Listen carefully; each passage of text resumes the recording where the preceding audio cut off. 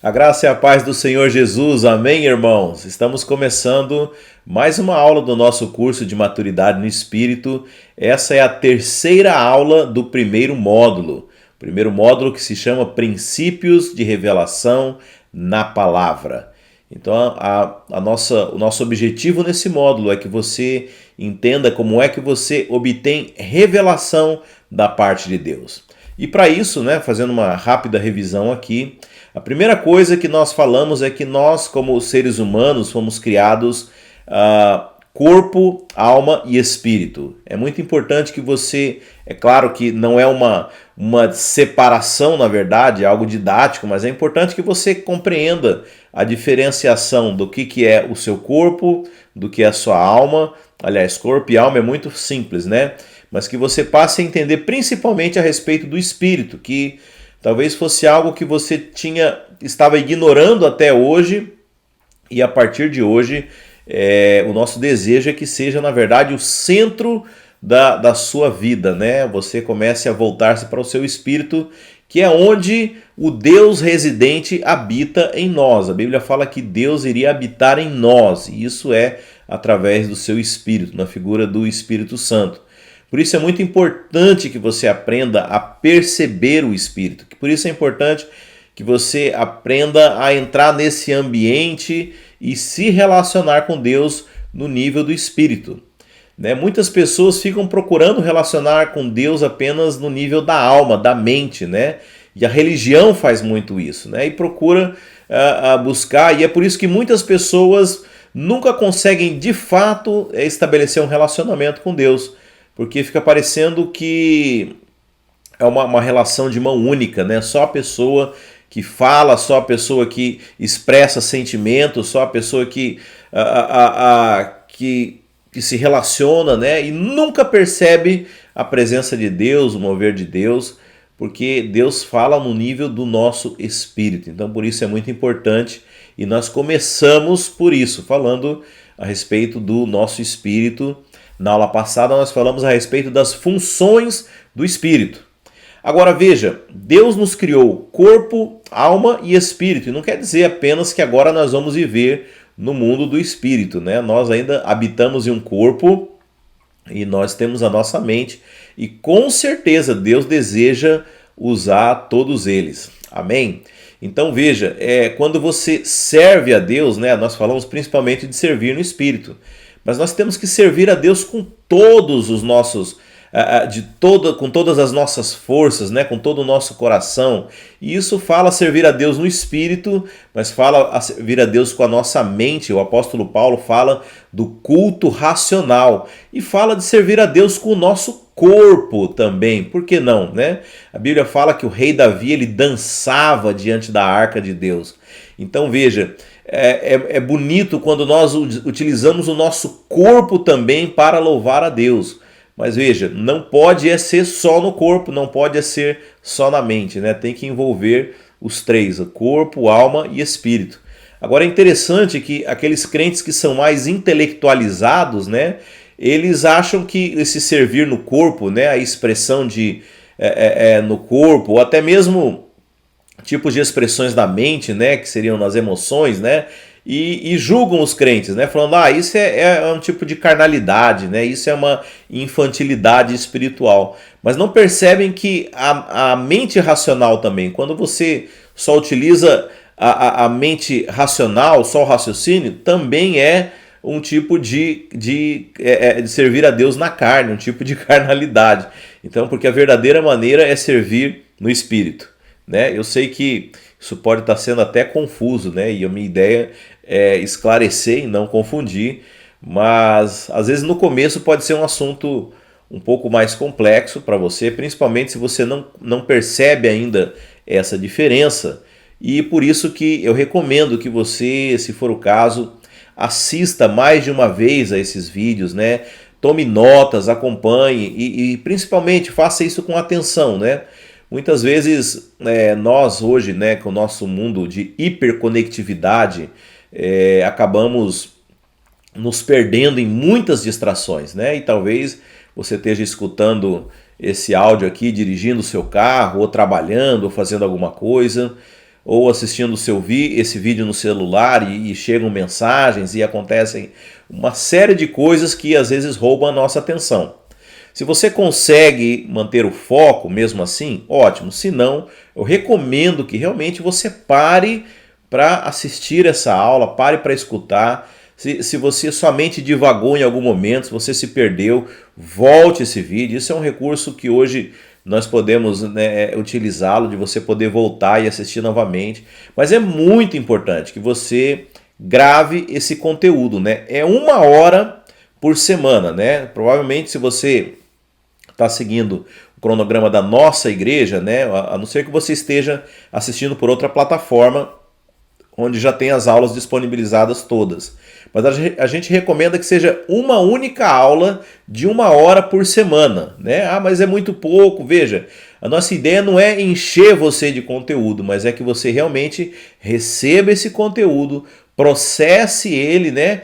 E realmente compreenda o sentido e, mais do que isso, experimente. Então, à medida que você está aprendendo a respeito do Espírito, o nosso desejo é que você coloque isso em prática, que você comece a experimentar isso que nós estamos falando nesses dias aqui. Então, a questão não é pressa, mas a questão realmente é que você venha absorver um conteúdo, né? Nós temos 12 meses para poder ministrar esse curso aqui, e eu tenho certeza que os 12 meses mais valiosos da sua vida, que é um conhecimento que você vai aprender e vai levar para toda a eternidade, né? Muitas vezes a gente investe o nosso tempo em muitas coisas. Eu investi muitos anos da minha vida, né, numa graduação. Eu sou graduado em Direito, depois investi em especializações, e te confesso que depois de 10 anos sem estudar essa matéria, né, do Direito, provavelmente eu já devo estar obsoleto e ter desaprendido, porque muitas coisas vão surgindo, mas as coisas que são de Deus, a Bíblia fala que elas não passam, elas são eternas. Então aquilo que você aprende em Deus, aquilo que você aprende da Bíblia, é um conhecimento eterno, ele é imutável, ele jamais vai ficar obsoleto. Por isso eu falo sem sombra de dúvidas que esse é o maior investimento que você está fazendo na sua vida. Amém, meus irmãos? Bem, na aula de hoje, então, deixa eu posicionar aqui para a gente começar os slides. O primeiro tema, nós vamos falar agora sobre a alma, né? Na aula passada, nós falamos sobre o espírito e as suas funções, né? Lembra, espírito, alma e corpo. Corpo, alma e espírito, né? A ordem não importa, é apenas uma separação didática, né? Mas na aula passada nós falamos especificamente sobre as funções do Espírito, como perceber o Espírito, né? De que forma que Deus fala no Espírito. E agora nós vamos para o segundo elemento, que é a nossa alma, né? E vamos falar o que é a alma, de que forma que ela se expressa, como que nós a percebemos e de que forma que nós devemos vocacioná-la, direcioná-la para servir e adorar a Deus, tá? Então, vamos falar sobre funções da alma, né? A primeira função da alma, e talvez seja mais simples de você entender, porque a alma é algo que a gente está o tempo inteiro interagindo com ela, é a nossa mente, né? O nosso intelecto, nosso racional. Então, provavelmente a faculdade que você está exercendo nesse momento é a sua mente que está recebendo uma informação, está catalogando ela, está processando essa informação e vai arquivá-la no seu cérebro, né, como uma forma de conhecimento.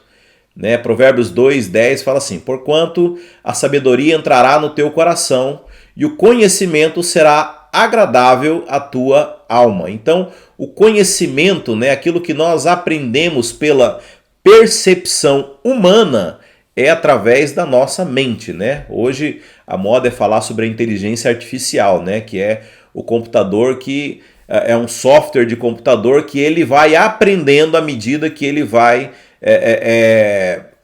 recebendo mais dados, né? Então a mente humana, a inteligência nada mais é do que isso, é você ir aprendendo com as experiências que você vai tendo. Então essa função de conhecimento, ela pertence à alma, a alma que vai processando essa informação. É claro que nós falamos no módulo passado que existe um conhecer que vem do espírito, né? e é o que nós chamamos de revelação. É um conhecimento que não é fruto do processamento da sua mente, né? Ele não é resultado de experiências passadas, não é resultado do seu raciocínio, ele simplesmente é um saber que chega no seu espírito, trazido, obviamente, por Deus. Então aí é bem claro, né, a diferenciação daquele tipo de conhecimento que nós chamamos de revelação e desse conhecimento que é humano. Então a mente é ela que processa essas informações, é ela que faz julgamentos, é ela que faz ponderações, né? Provérbios 24:10 também. Então sabe que assim é a sabedoria para a tua alma. Então quando nós aprendemos na nossa alma, né? Olha lá, se achares, haverá bom fruto, bom futuro, e não será frustrada a tua esperança. Então veja, o conhecimento, a sabedoria, elas são na nossa alma, tá? Então, quando nós estamos aprendendo, quando nós estamos lendo, quando nós estamos ponderando, quando nós estamos raciocinando, isso tudo é processado pela nossa alma, né? Como eu falei, a partir de agora há um outro saber chamado de revelação, que é uma informação que chega no nosso espírito, que não é fruto de ponderação, mas eu estou falando aqui da função da alma. Então a primeira função, quando a gente fala de alma, nós estamos falando da nossa mente. Agora, a segunda função da alma é a vontade. A vontade é aquilo que nos move, é aquilo que nos direciona, né? É aquilo que nos impele a fazer as coisas. Tudo que nós fazemos é fruto de uma vontade, e o centro dessa vontade está na nossa mente. Então, se você está assistindo essa aula, porque há uma vontade deliberada sua de estudar esse assunto, né? De parar e escutar. Então, isso é uma função da nossa mente. Como eu falei, a sabedoria, né? O conhecimento é adquirido na mente, que é a função do raciocínio. E agora nós temos a vontade, que também é uma das funções da nossa alma, né? 1 Crônicas 22:19. Dispõe agora o vosso coração e a vossa alma para buscardes o Senhor Deus. Então, a vontade, ela é uma escolha, tá, da nossa alma. Bem, nós vamos ver, é muito comum você ver pessoas que são movidas pela alma, mas dentre essas pessoas que são guiadas pela sua alma, nós temos dois tipos de pessoa. Aqui vai ficar talvez bem clara a diferença entre a mente e a vontade, né? As pessoas que são guiadas pela sua mente, geralmente são pessoas muito racionais, muito pragmáticas, né? São pessoas que falam, não, eu preciso fazer porque isso tem que ser feito, o trabalho precisa ser completado. São pessoas que geralmente são muito disciplinadas, né? E nós também temos pessoas que são movidas pela vontade. Ah, não, hoje eu não estou com vontade de ir trabalhar. Hoje eu não estou com vontade de estudar. Hoje eu não estou com vontade de ir para o culto. Hoje eu estou com vontade de arrumar a casa. Então ela vive sendo conduzida pela sua vontade, né? É muito comum os crentes, hoje eu não estou com vontade de orar, né? Ou hoje eu não estou com vontade de ler a Bíblia. Hoje eu não estou com vontade de jejuar, né? Aliás, se alguém já teve vontade de jejuar, me conta, porque isso vai ser algo inédito para mim. Então veja, mas ambos, né, seja aqueles que são guiados pela mente, quanto aqueles que são guiados pela vontade, são pessoas que vivem no nível da alma, né? E por último, como funções da alma, nós temos aqui as emoções. As emoções também são percebidas pela nossa alma, né? Lembra que eu falei lá quando eu estava ministrando a respeito do espírito, que o espírito é talvez o indicador mais confiável que nós temos, porque ele não sofre interferências externas, né? E você sabe, as emoções são um tremendo de um trap, né? Um tremendo de uma armadilha para as decisões da nossa alma, né? Porque muitas vezes nós tomamos decisões com a mente, mas baseadas nas nossas emoções, né? Por aquilo que nós, por experiências passadas, por situações que nós já vivemos. E você sabe, isso tem um fator muito importante. Quantas pessoas são movidas pelas suas emoções, né? Quantas vezes nós pegamos pessoas que são doentes de alma porque tiveram problemas emocionais, tiveram problemas anteriores. Então, mente, vontades e emoções estão na alma, né? Então, eu não vou mencionar todos os versículos aqui, não vou ler os versículos, mas eu vou citar aqui, se você depois quiser, você pode checar na sua Bíblia alguns versículos que falam a respeito de emoção, né? Como 1 Samuel 18:1, Cantares 1:7, Salmos 42:1. Percebemos que o amor é uma coisa que surge em nossa alma, né? Então o amor no sentido de emoção. Em 2 Samuel 5:8, Ezequiel 36:5, Salmo 117:18, tem expressões tal como menosprezo, aborrecimento, desprezo, né? Tudo isso são emoções que estão na nossa alma, né? Como também nós encontramos alegria, né? Lá em Isaías 61:10, Salmo 86:4, como uma emoção da alma. E angústia também, lá em 1 Samuel 36, 24, Ezequiel 24:25, Jeremias 44:14. Eu coloquei essas referências aí para que você possa checar depois. Eu não vou ler todos esses versículos para que a gente não possa demandar muito tempo aqui, mas você pode checar, né? A Bíblia está permeada também de exemplos de emoção. Aliás, existe um salmo muito famoso, que é o Salmo 119, né, que é o maior salmo da Bíblia, né? E é interessante como esse salmo, por hora ele fala de coisas que são do espírito, por hora ele fala coisas que são da alma, por hora ele menciona coisas que são do corpo, né? E ali você percebe algo muito completo, né? Como eu falei, o alvo de Deus, né, é que você venha servi-lo e adorá-lo nos 3 níveis. No nível da alma, do espírito e do corpo. Mas com certeza o nível do espírito é o nível mais importante, porque Deus é espírito e os adoradores o adoram em espírito e em verdade. Então, recapitulando funções da alma: mente racional, né? O nosso raciocínio, a nossa psique, a nossa vontade também faz parte da nossa alma, os nossos desejos, os nossos impulsos, né? E as nossas emoções, né? Nós devemos fazer com que todos eles, né, venham convergir para o Senhor, né? Não há mal nenhum em expressar as emoções, desde que feito da forma correta, desde que você canalize essas emoções para Deus, né? Deus é um Deus que também expressa emoções. Nós não estamos defendendo aqui nenhum tipo de religião mecanizada, né? Robotizada, né? Aqueles cultos que as pessoas não têm expressão de emoção. Muito pelo contrário, nosso Deus nos criou com todas essas coisas.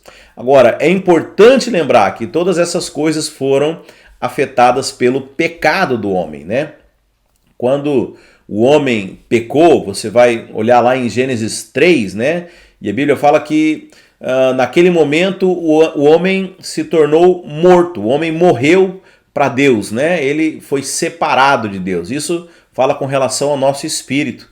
Mas não foi apenas o espírito que sofreu as consequências do pecado.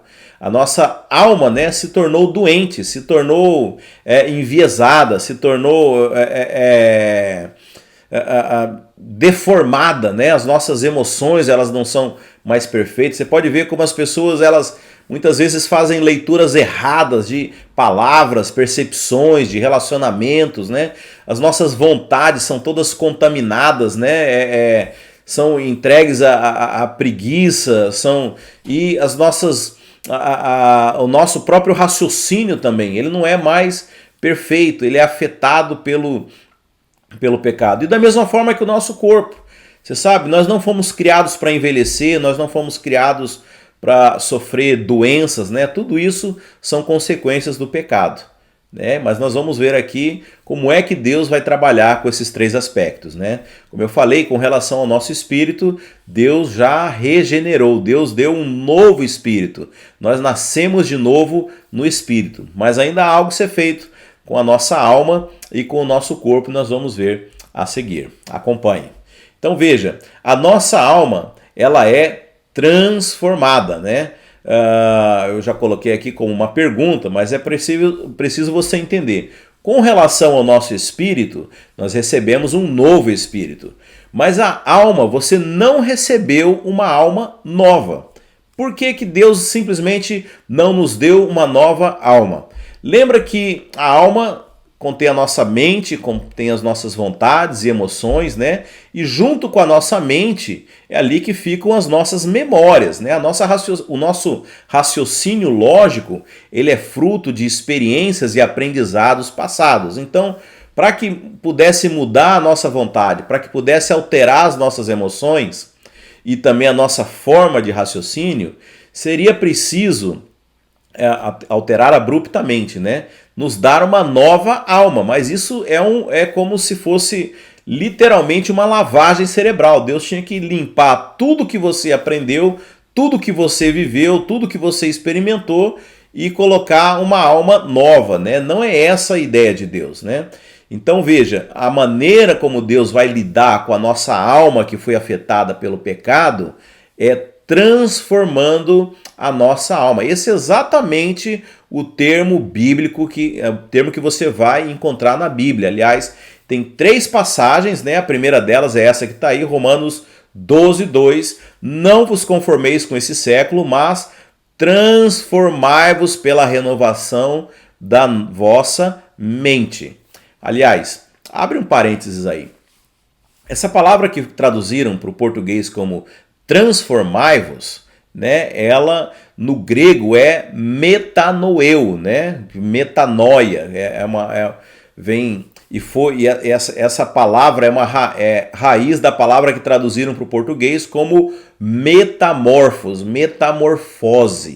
que é provavelmente o exemplo que nós conhecemos de metamorfose, né? Da borboleta quando está ali no seu casulo, né? Mas ali naquele momento ela é só uma lagarta e ela se transforma, né? Isso é um processo de metamorfose. Então a Bíblia, quando fala transformai-vos, né? Ela está falando de metamorfos, ou seja, esse processo de metamorfose na nossa vida, né? Você deixar de ser uma lagarta pecadora e se tornar uma borboleta celestial. Então é isso que Deus quer fazer. Agora tem uma outra coisa também, tem uma outra palavra que traduziram para o português, que também é metamorfos na Bíblia, só que traduziram bem diferente de transformai-vos.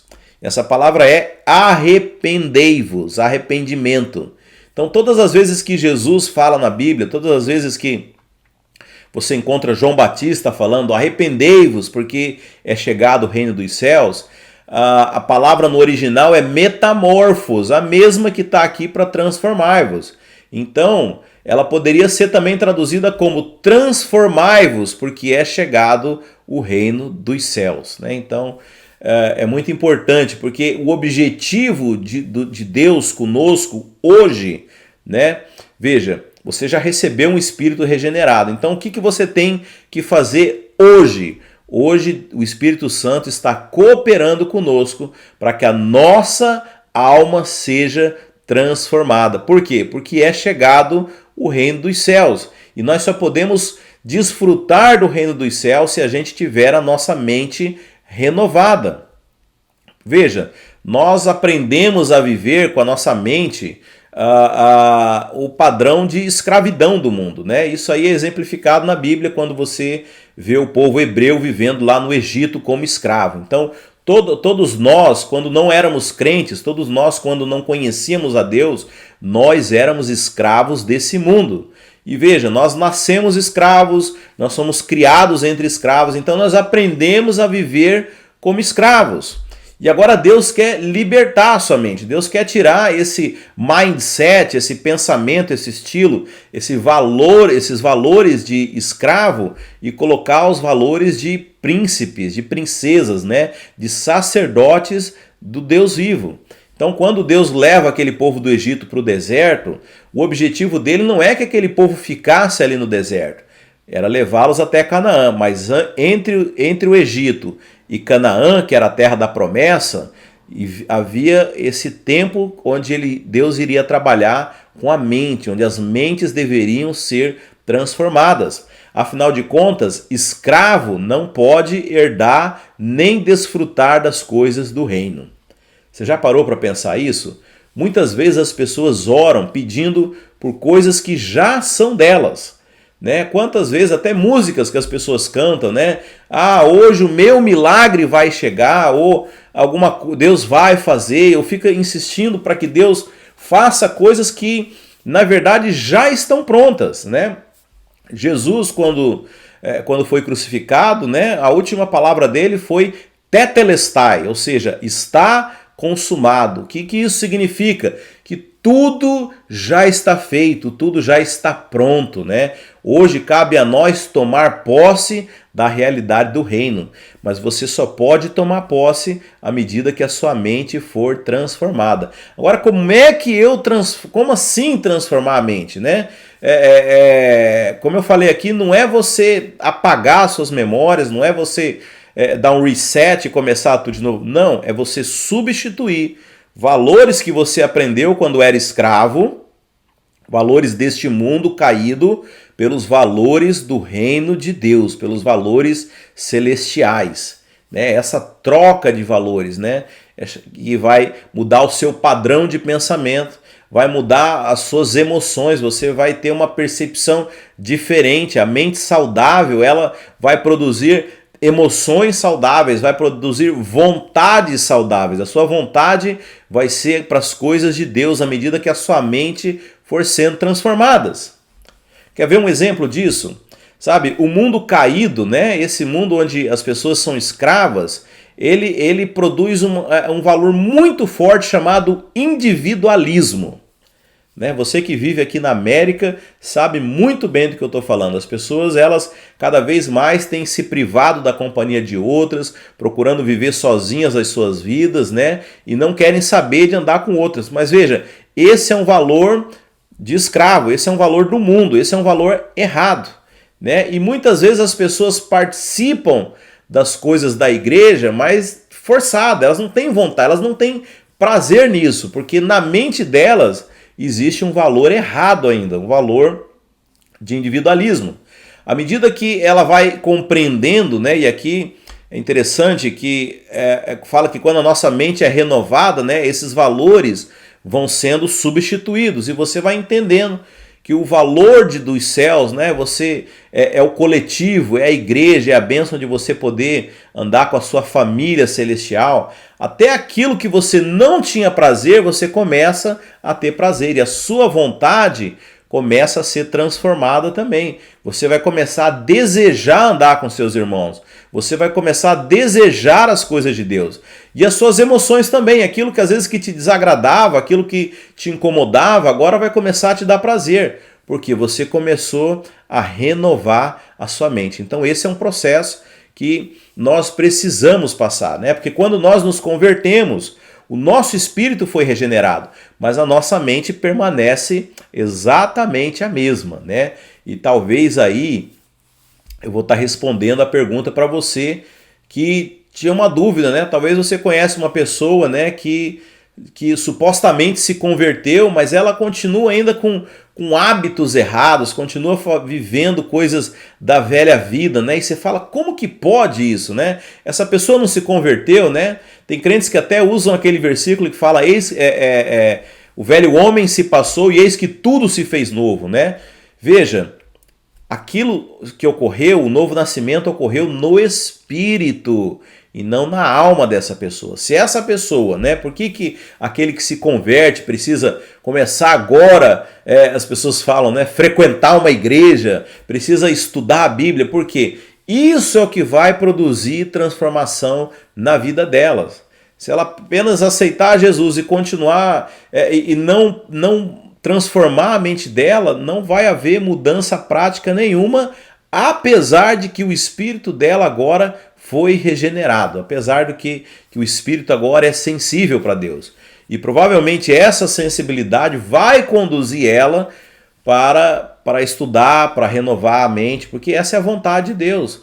Deus quer renovar as nossas mentes. Talvez essa seja a parte mais visível dos crentes, né? O crente que é transformado do seu caráter, né? O crente que dá um bom testemunho. Mas nunca julguem as pessoas pelo exterior, nunca julgue pela sua conduta, nunca julgue pelas suas atitudes, porque ela pode ser alguém que tenha nascido de novo, mas não tem a mente transformada, não tem a sua alma transformada. Então aqui fala que nós precisamos renovar as nossas mentes, né? Não vos conformeis com este século, mas transformai-vos pela renovação da vossa mente. Nós somos transformados na alma pela renovação da nossa mente.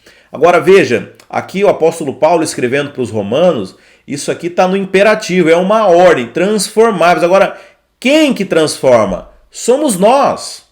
Senão ele não estava falando aqui, senão ele ia falar assim, olha, deixem-se, permitam-se ser transformados. Não, mas ele está dizendo, seja transformado. Agora você vai buscar a transformação da sua mente. E como é que isso acontece? Quando nós nos expomos à palavra de Deus. Da mesma forma que você está adquirindo conhecimento através dessa aula aqui, eu tenho certeza que a sua mente já está sendo transformada. Quando nós expomos, quando nós louvamos, quando nós contemplamos ao Senhor, a nossa alma vai sendo transformada, né? Nós vamos ver nos versículos seguintes aqui. A segunda coisa, né? Como eu falei agora há pouco, pelo contemplar do Senhor. 2 Coríntios 3,18.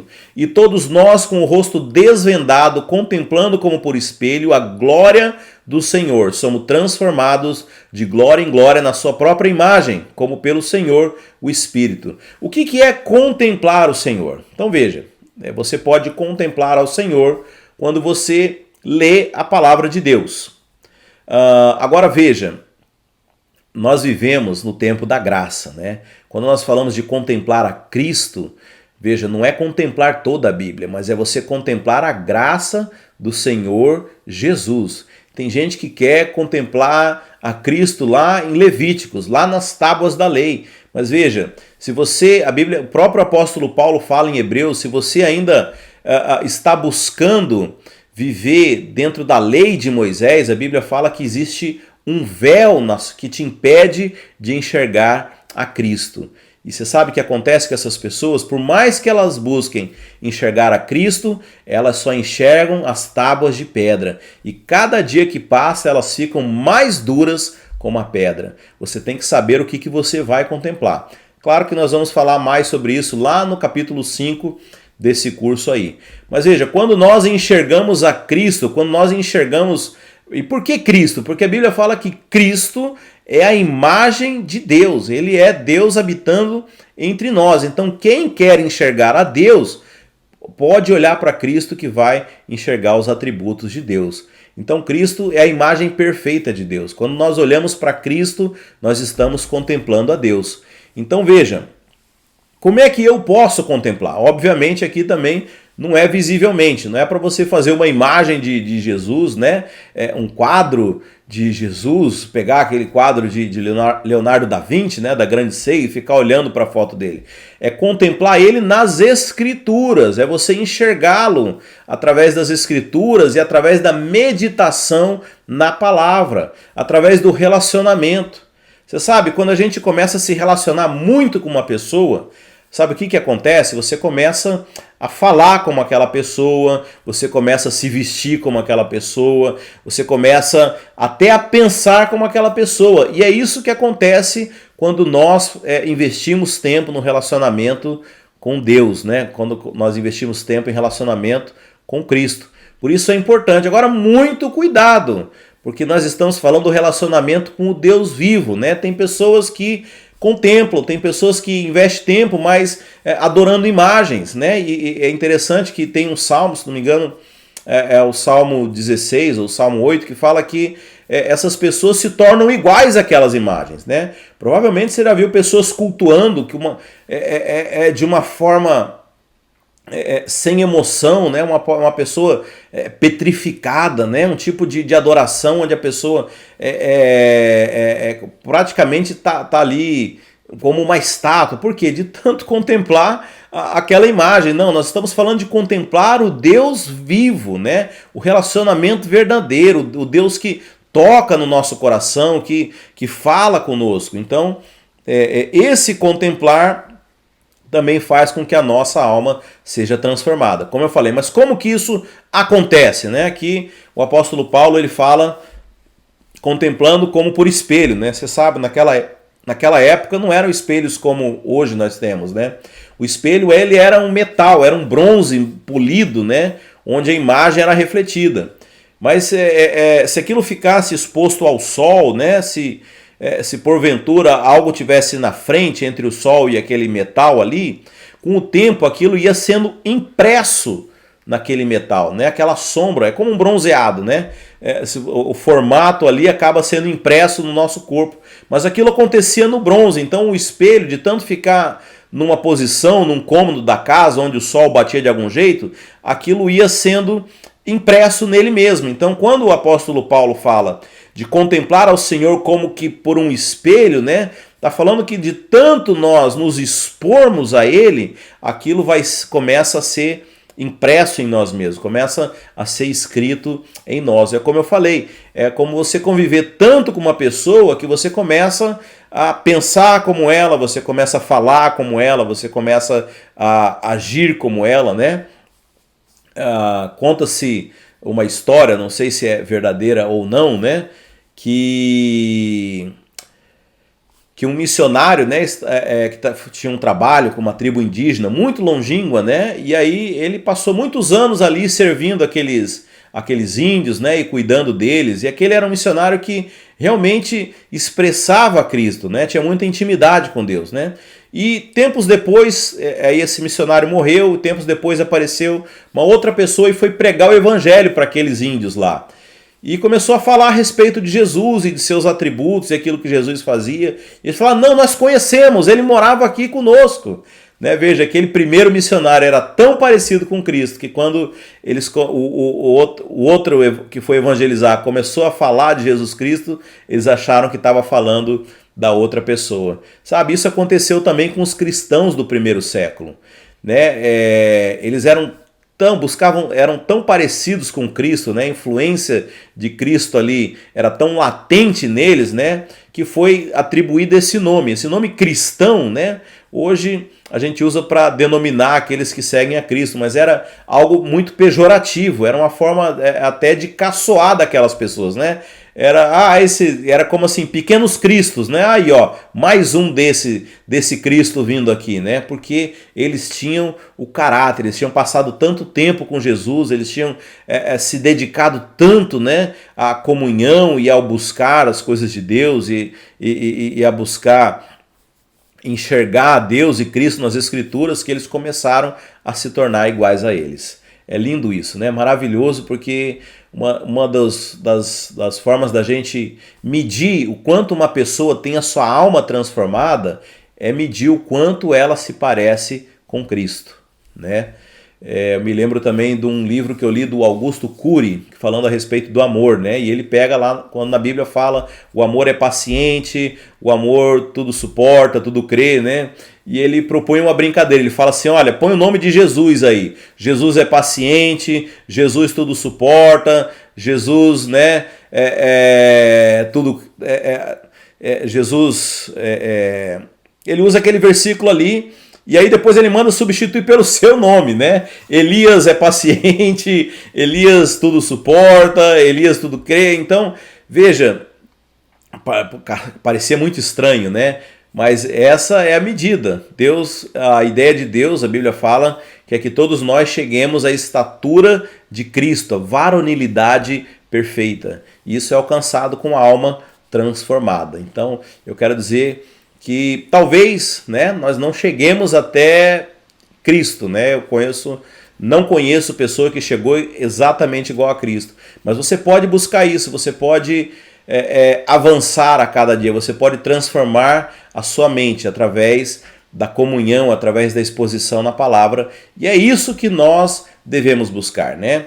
Quanto ao nosso espírito, nós não precisamos fazer mais nada, Deus já fez tudo. O meu e o seu papel hoje é sermos transformados, buscarmos a transformação da nossa alma, né? Que diz respeito à nossa mente, a nossa maneira de pensar, as nossas vontades, né? Os nossos desejos, né? Cada vez menos, tirando os desejos pecaminosos, né? A Bíblia fala que quando a gente busca as coisas de Deus, as coisas do Espírito, a gente não satisfaz, a gente para de ter o desejo para as coisas da carne, né? Muitas vezes as pessoas querem vencer o pecado. E é interessante que o pecado, ele muitas vezes está ali na vontade, né? Porque a nossa vontade ainda é muito voltada para as coisas do mundo. Mas à medida que a gente se alimenta, que a gente vai transformando a nossa alma, a nossa vontade vai mudando, as nossas emoções vão sendo transformadas também. Dando sequência aqui, com a nossa alma, ok.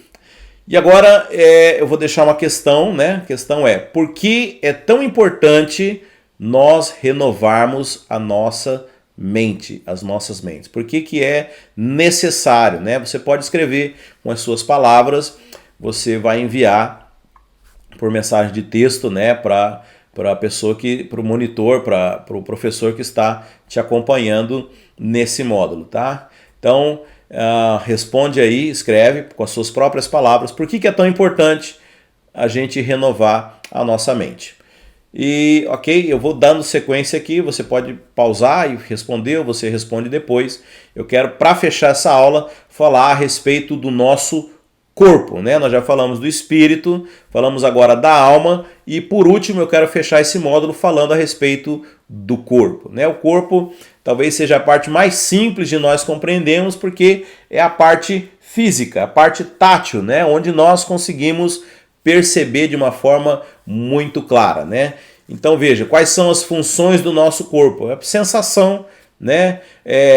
Seriam os nossos 5 sentidos, né? Tato, paladar, olfato. Aqui diz que a função da sensação é a porta do nosso ser e constitui nos 5 sentidos do corpo.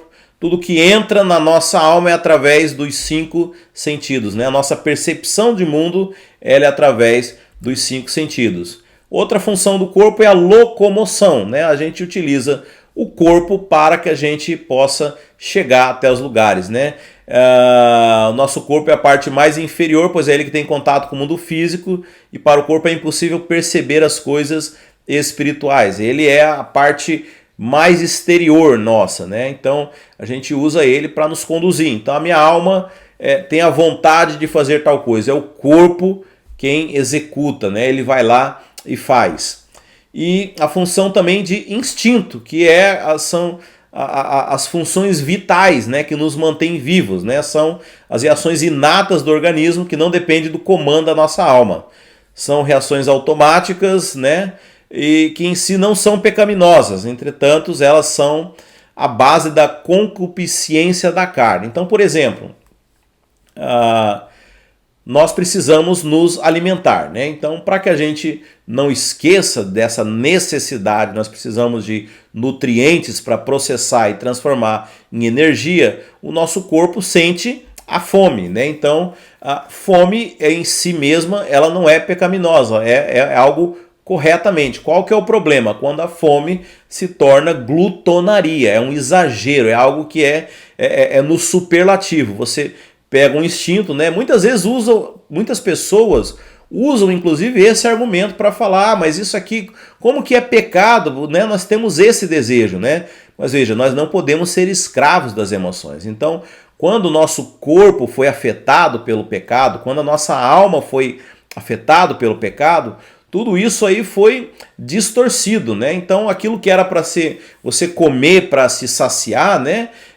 Você comer para poder sobreviver, a pessoa passa a viver para comer. Ela come agora para obter prazer, come de forma exagerada. Da mesma forma, por exemplo, o sexo, né? O sexo foi algo criado por Deus, né? E tem muito instinto envolvido nisso, mas o ser humano transforma em lascívia, em luxúria, né? Em excessos, né?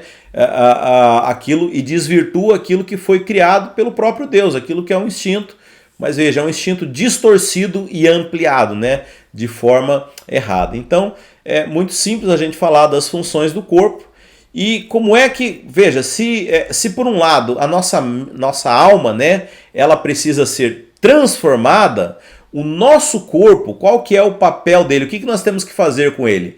Temos que disciplinar o nosso corpo, tá? Veja, eu não estou falando de ascetismo. O que é ascetismo? Aquelas pessoas que ficam se autoflagelando, se automutilando, né? E sangrando e fazendo algum tipo de sacrifício, né? Veja, não estou dizendo disso. Quando eu falo disciplinar o nosso corpo, eu estou falando de você trazê-lo debaixo de disciplina, ou seja, você mandar no seu corpo. Você é o dono do seu corpo e não o seu corpo mandar em você. Então, quando eu falo de disciplinar, estou dizendo de você subjugar o seu corpo, dele obedecer a você. E o jejum, ele tem uma dessas funções do jejum, é isso, é uma disciplina para o nosso corpo, ou seja, você está sendo mais forte que os seus instintos, ou seja, nós não podemos ser governados por algo tão rudimentar quanto o nosso corpo. Nós não somos mais pessoas rudimentares que são governadas pelos instintos básicos, né? Imagina aquela representação de homens da caverna, né? Que eram movidos pela fome, pelos instintos e fazer as coisas instintivas. Nós não podemos viver dessa forma. E a maneira como nós nos desprendemos, desconectamos isso, é disciplinando nosso corpo. Romanos 12:1. Rogo-vos, pois, irmãos, pelas misericórdias de Deus, que apresenteis o vosso corpo por sacrifício vivo, santo e agradável a Deus, que é o vosso culto racional. Veja, sacrifício vivo não está falando desse flagelo, dessa mutilação, desse tipo de ascetismo, não, mas no sentido de você subjugar o seu corpo, ok? E por que é o culto racional? Porque quem define, quem subjuga o corpo é a nossa mente. Você vai ver que sempre a nossa mente, ela é quem vai tomar a escolha, né? Então, eu escolho não ser o escravo do meu corpo, eu escolho não ceder ao meu corpo, né? Isso é muito comum. Atletas, né? Atletas de ponta, eles são condicionados mentalmente a ignorar as dores do seu corpo, né? Aqui, 1 Coríntios 9:27, o apóstolo Paulo fala isso, né? Mas esmurro o meu corpo e o reduzo à escravidão, ou seja, o corpo está subjugado, o corpo é o meu escravo e não o meu senhor, para que, tendo pregado a outros, não venha eu mesmo a ser desqualificado. Então, o apóstolo Paulo aqui, você vai ver que ele está se comparando a um atleta, que ele consegue desconectar, deixa eu só arrumar esse pregado aqui, ficou pregado, ok, olha lá, para que não tendo pregado a outros, não venha o mesmo a ser desqualificado. Então ele se compara a um atleta, ele fala, olha, eu não deixo o meu corpo mandar, porque eu tenho um objetivo, e toda vez que o meu corpo for um empecilho, eu não vou conseguir fazer as coisas, né? Quantas vezes a gente está cansado fisicamente, né? Falando, eu não vou no culto porque eu estou cansado, eu não vou pregar, eu não vou estudar, sabe? Nós não podemos viver baseados no corpo. Aliás, isso é um dos sinais da maturidade, né? Eu gosto de uma frase que é muito interessante, ela fala assim, a diferença entre adultos e crianças, né? Crianças fazem o que elas gostam, adultos fazem o que precisa ser feito, né? Então veja, quanto mais maturidade, quanto mais adulto, menos dependente dos instintos básicos você vai ser, né? Por exemplo, uma criança ela não aguenta ficar sem fome, né? Ela começa a chorar, a espernear. Um adulto, dependendo da necessidade, ele fica dias sem comer, né? Porque ele entende. Então muitas vezes a gente está na rua, não pode parar o que está fazendo no meio de um trabalho e a gente aguenta a fome. Por quê? Você subjuga o seu corpo até uma certa medida. Muitas vezes a gente está cansado e a gente vai muito além daquilo que o nosso corpo gostaria. Então isso é disciplinar o nosso corpo. O nosso corpo tem que ceder, né? Tem que ser subjugado. Não podemos ser escravos do nosso corpo. Sono, né? Quantas pessoas são escravas do seu corpo no que diz respeito ao sono, né? Vou dormir até mais tarde, aí perde horário de culto, perde compromisso. Não permita que o instinto básico venha desqualificar você, né? Por isso que Paulo fala que ele reduz o corpo dele a uma escravidão. O corpo é meu escravo. Então esse é o nosso papel com relação ao nosso corpo. Ele precisa ser disciplinado. Deixa eu avançar aqui. Então, para concluir aqui, né, eu vou falar sobre esses três elementos, né, da nossa composição, a implicação da dimensão tríplice, né, do ser humano, né? Então, qual a atitude nossa em relação a cada parte do nosso ser? Espírito, alma e corpo.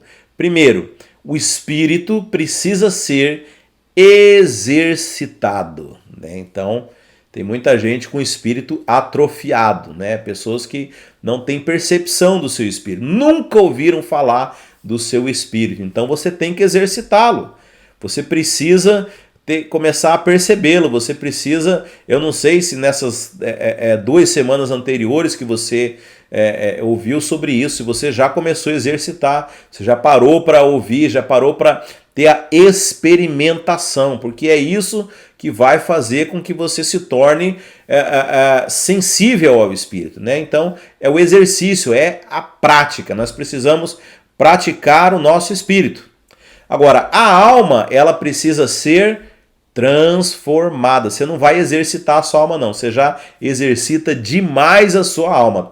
A maioria das pessoas, ou elas vivem com base na mente, ou elas vivem com base nas suas vontades, ou até quem, né, na maneira mais rudimentar, vivem com base nas suas emoções. Mas veja, você não vai exercitar a alma, não. Você vai transformar elas, porque como eu expliquei aqui, a sua alma foi afetada pelo pecado. O seu raciocínio, a sua mente, ele não é um raciocínio totalmente são, né? Tem um ditado no português que eu gosto muito, fala que de médico e de louco todo mundo tem um pouco. A mente de ninguém é 100% saudável. Brincadeiras à parte, né? Mas a sua vontade, tão pouco, né? Ela também foi afetada pelo pecado, né? A vontade da carne, ela pende para as coisas que são do pecado, para as coisas que são erradas. E as emoções também, são traumas, são coisas, são experiências que a gente foi acumulando, né? E se a gente não resolver isso dentro de nós, você começa a ser escravo de emoções, né? Pessoas que têm traumas, né? Às vezes traumas de coisas tão simples, né? Mas foram experiências passadas que foram marcando elas. Então a alma, ela precisa ser transformada, ou seja, substituir. Você tem que pegar esses valores que foram construídos até aqui, mas construídos não da parte de Deus, construídos pelo mundo, né? Pelas experiências que você teve, experiências boas, experiências ruins, né? E substituir eles pelos valores de Deus, né? Então a alma é transformada. E o corpo, disciplinado. Você tem que trazer o seu corpo debaixo de disciplina. Quem manda no seu corpo é você e não o corpo que manda em você, ok? Se você ainda tiver alguma dúvida, esses 3 itens são só um resumo daquilo que eu já falei.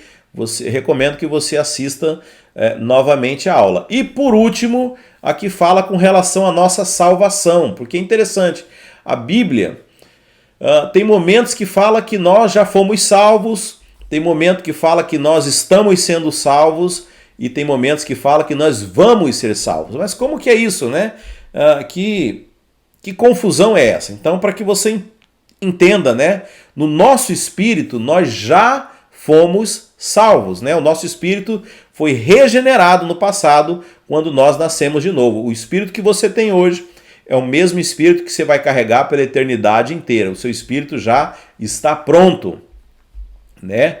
Aliás, o apóstolo Paulo, se não me engano, que é quem fala, o espírito está pronto, a carne é que é fraca, né? Agora, a nossa alma, né, o segundo ponto, ela está sendo transformada, e a Bíblia chama disso de estar sendo salvo. Salvo de quem? Salvo do mundo, salvo das mazelas do mundo, né? Tem um versículo famoso, o que adianta ganhar o mundo inteiro e perder a sua alma? Ou seja, ser alguém bem sucedido, mas com uma mente doente, né? Então a palavra salvação na Bíblia, isso é outra coisa, que no grego é sozo, é muito mais do que você passar a eternidade nos céus, né? Ela fala de você ser protegido, guardado, de você ter saúde, de você ser alguém próspero. Então, quando a gente fala de uma alma sendo salva, é uma alma que está aprendendo a viver dessa forma, é uma alma que está aprendendo a viver no reino dos céus, aprendendo a desfrutar das coisas de Deus. E com relação ao nosso corpo, bem, além de ser disciplinado, ele não vai passar por nenhum tipo de transformação, porque nele habita o pecado, então Deus não vai melhorar ele, Deus vai te dar um novo corpo, um corpo glorificado. A única coisa que nós temos que fazer por hora é subjugá-lo para que ele não seja impedimento para que a gente desfrute das coisas de Deus. Ok? Eu vou deixar uma uma última pergunta, né, com relação ao que nós acabamos de falar. Você também responde, envia para o professor, para o seu monitor, quais são as funções do nosso corpo, né? Acabei de citar ela só para checar se você está atento, tá? Eu espero que essa aula tenha sido esclarecedora, espero estar te abençoando. Se você ainda é um assunto complexo, eu sei, como eu falei, é 1 hora por semana, não por acaso, mas porque é um conteúdo denso, é muita informação e muitas vezes a gente precisa meditar a respeito desse assunto, né? Eu citei várias referências bíblicas, é importante que você consulte a sua Bíblia, que você ore a Deus, que você medite na palavra, que você peça revelação de Deus a respeito dessas verdades, e eu tenho certeza que Deus está ministrando no seu coração, você está crescendo nesses dias e aprendendo mais de Deus. Amém? Muito obrigado, então, até semana que vem com a próxima aula. Que o Senhor te abençoe.